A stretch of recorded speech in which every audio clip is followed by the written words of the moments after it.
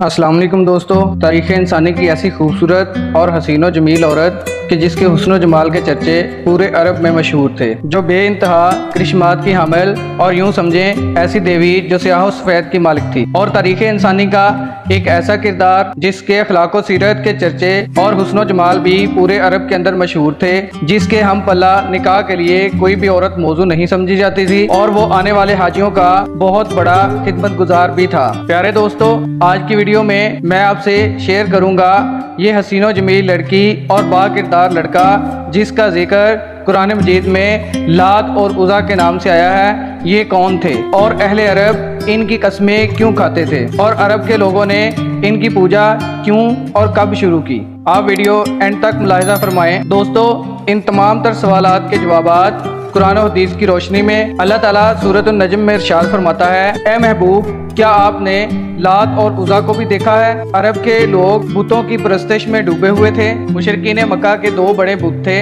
एक का नाम लात और दूसरे का नाम उज़ा था। मुशरिकीन का अकीदा था कि लात खुशहाली, जरखेजी और खूबसूरती देता है, जबकि उज़ा, जिसे कुफार खुदा की बेटी भी कहते थे, उनका मानना था कि उज़ा स्याह सफेद की मालिक है। दिन रात को बदलना और मौसमी तब्दीलियों का काम भी उज़ा के स्पुर्द है। इसलिए बात बात पर लोग लात और उज़ा की कस्में खाया करते थे, क्योंकि इनके दरमियान लात और उज़ा की पाकीज़गी और अखलाक बहुत ज्यादा मशहूर थे। उनके पंडित तो लात और उज़ा के नाम पर बहुत ज्यादा पैसा भी बनाया करते थे। लात अरब का मशहूर और अच्छी सीरत वाला आदमी था। वो मक्का में आने वालों को सत्तू भी पिलाया करता था। वो अपने ताई बहुत बाकिरदार था। सही बुखारी की हदीस नंबर 4859 में हजरत इब्ने अब्बास का ये कौल नकल है कि लात ऐसा शख्स था जो हाजियों के लिए सत्तू बोलता था। इसी जमाने में उज़ा नाम की एक नेक और शरीफ लड़की थी। मुशरिकीन नाउज़ुबिल्लाह उसको खुदा की बेटी कहते थे, क्योंकि वह ताइफ के लोगों को एक वीरान मकान से मिली थी और उनका मानना था इसके वालिदैन नहीं है और ये खुदा की तरफ से नाज़िल हुई है। जब वो जवान हुई तो इंतहाई खूबसूरत और हसीनो जमील थी, और कोई मर्द उस पर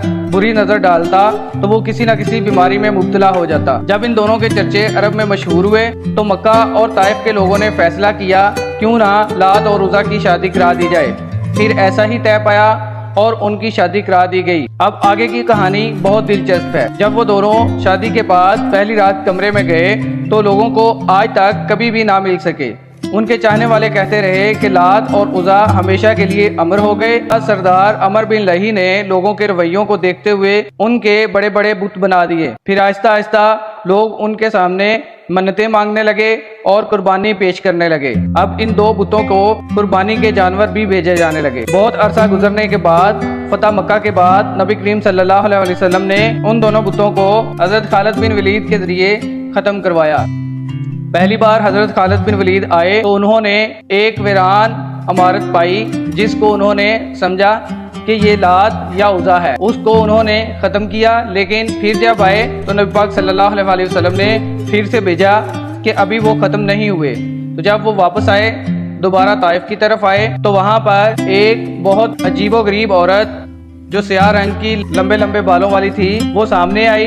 हजरत खालिद बिन वलीद ने उसके टुकड़े टुकड़े कर दिए।